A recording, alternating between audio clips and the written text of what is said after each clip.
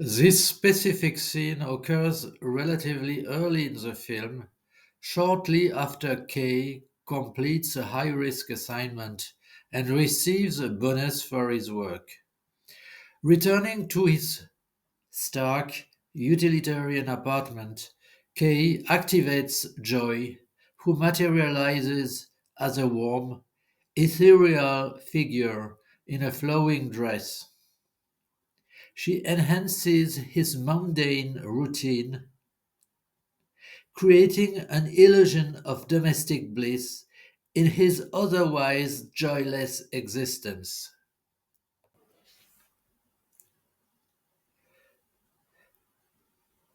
Kay has purchased an emanator, a portable device that allows the projection of joy to extend outside the apartment.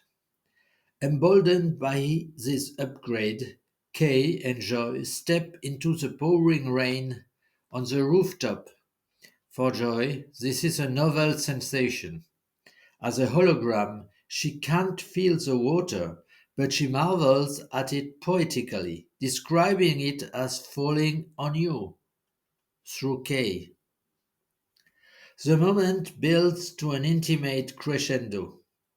Kay pulls her close, and they share a tender kiss.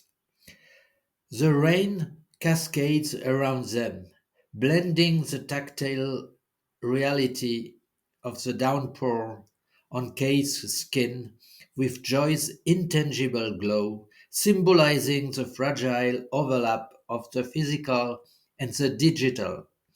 It's a rare instance of vulnerability for the stoic Kay, who whispers her name as if affirming her reality. This reverie is abruptly shattered when Kay's wrist communicator buzzes with an incoming transmission. It's a terse voicemail from his superior, Lieutenant Yoshi, summoning him back to the headquarters for an urgent matter related to its recent case. Without hesitation, Kay deactivates the emanator, causing Joy's image to flicker and vanish mid embrace, like flipping off a light switch. He stands alone in the rain, listening impassively to Joshi's message, his face a mask of resignation as the intimate bubble bursts.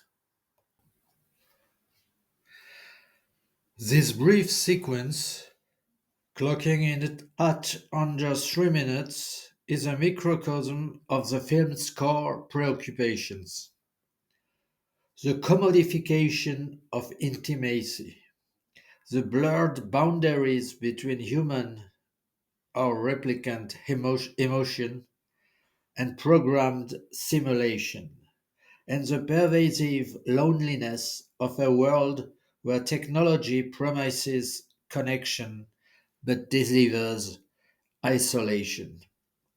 On a surface level, the scene humanizes Kay, revealing the cracks in his engineered stoicism.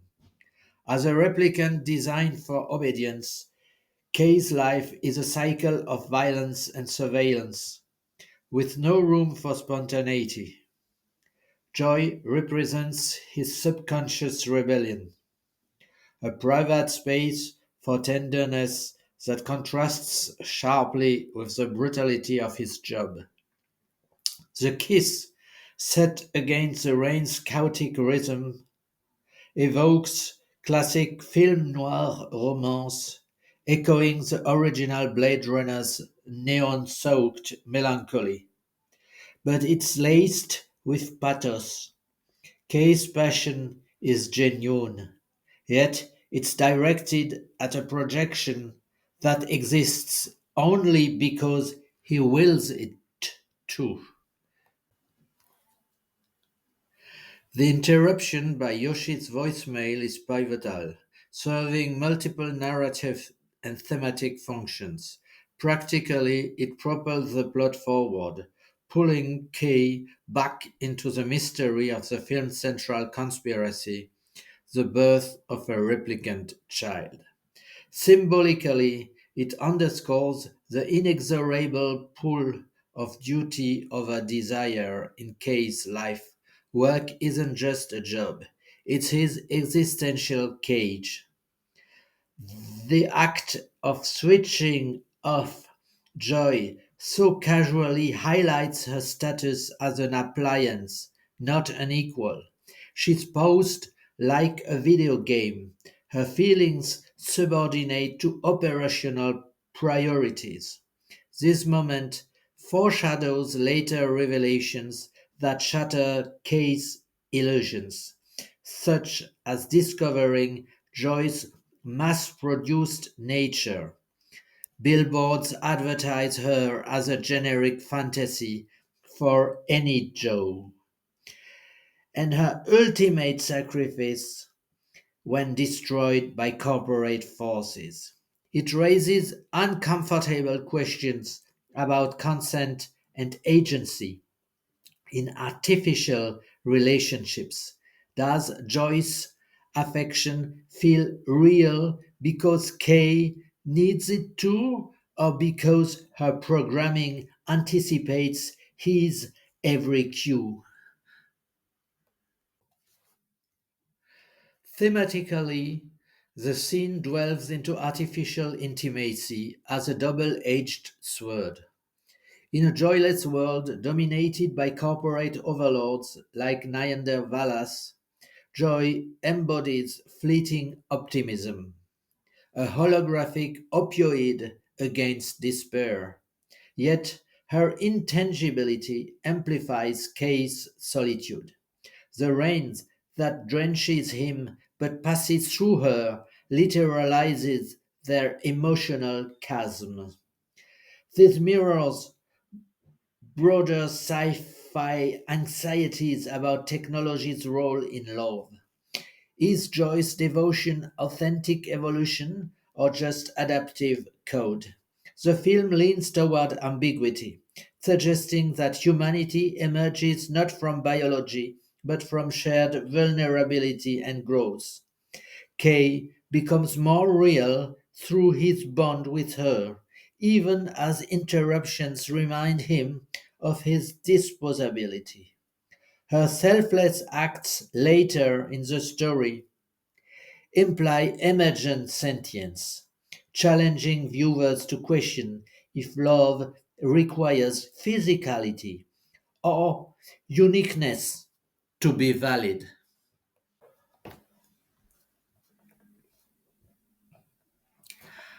After a day of existential turmoil, questioning his own humanity through fragmented memories, Kay returns to his dimly lit, rain lashed apartment. His holographic companion, Joy, senses his unspoken longing for physical connection, which her intangible form cannot provide. In a bold, affectionate gesture, Joy proposes a solution.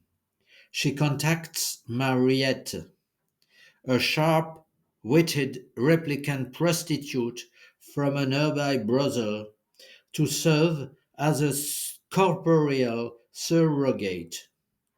Mariette arrives with quiet confidence, her rain slicked coat and knowing gaze adding a layer of raw sensuality to the sterile space.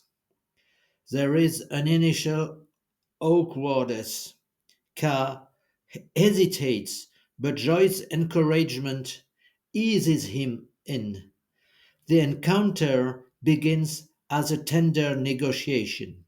Mariette removes her clothes, and Kay activates the emanator device, projecting Joyce's luminous hologram directly onto Mariette's body. The overlay is seamless yet uncanny.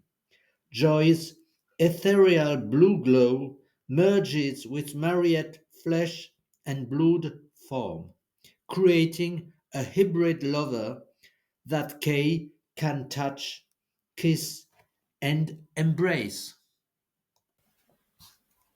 What follows is a slow burn choreographed pas de trois. Kay caresses Mariette's skin while gazing into Joy's superimposed eyes. Joy whispers endearments through synced audio. Mariette moves with practiced grace, her hands guiding Kay's as rain patters against the windows. The camera lingers on close ups, the interplay of light and shadow on damp skin, the subtle flicker where hologram meets reality, building to a climax of mutual release. It's not frenzied but deliberate, almost ritualistic, ending with the three entwined in quiet afterglow before Mariette departs, leaving Kay and Joy to reaffirm the bond.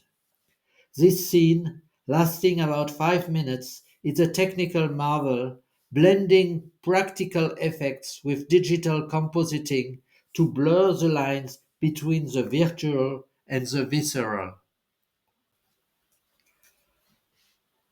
At its heart, this threesome is a profound meditation on the commodification of desire in a world where love is outsourced to corporations and bodies are interchangeable products. For Kay, a replicant engineered for detachment, the encounter marks a tentative step toward authentic emotional awakening. His hunger for joy isn't mere lust, but a yearning for wholeness, physical touch as a bridge to feeling real. By overlaying joy onto Mariette, Kay literally and figuratively merges his idealized fantasy with gritty reality, allowing him to experience intimacy on his terms. Yet, this fusion underscores the scene's tragedy. True connection remains mediated, a bespoke illusion tailored to his specifications. As one analysis notes, it's Kay pursuing Joy's essence while Joy enacts her programming to fulfill him, raising questions about agency. Who is truly present in the moment?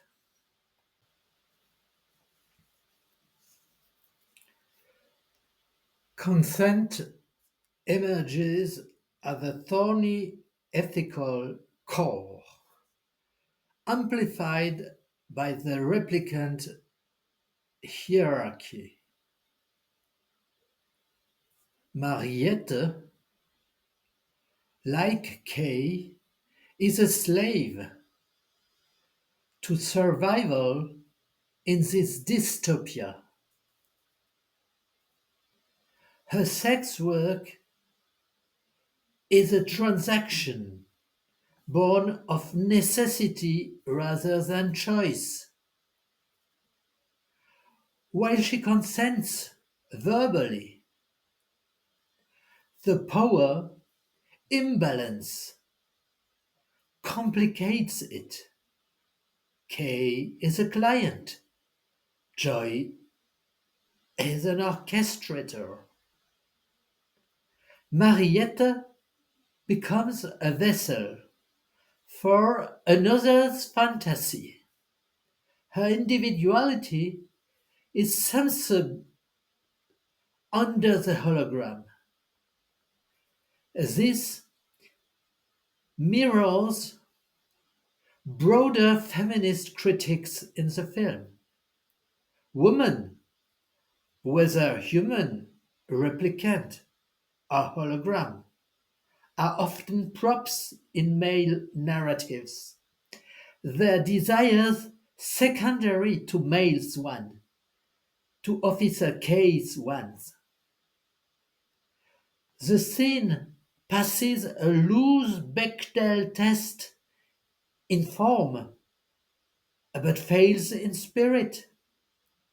Joy and Marietta's brief dialogue revolves entirely around pleasing Kay, reinforcing how even progressive intimacies in this universe orbit patriarchal needs.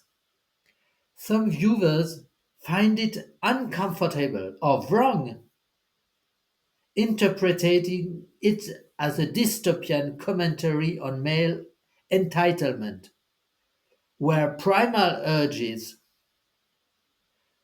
commodify females' bodies in a joyless society. For Kay, it's a catalyst for growth, proving that even synthetic souls can crave the messiness of touch. Yet, as Mariette slips away into the neon night, we are left with the rain's indifferent drum. Desire fulfilled is desire deferred, another echo in the machine.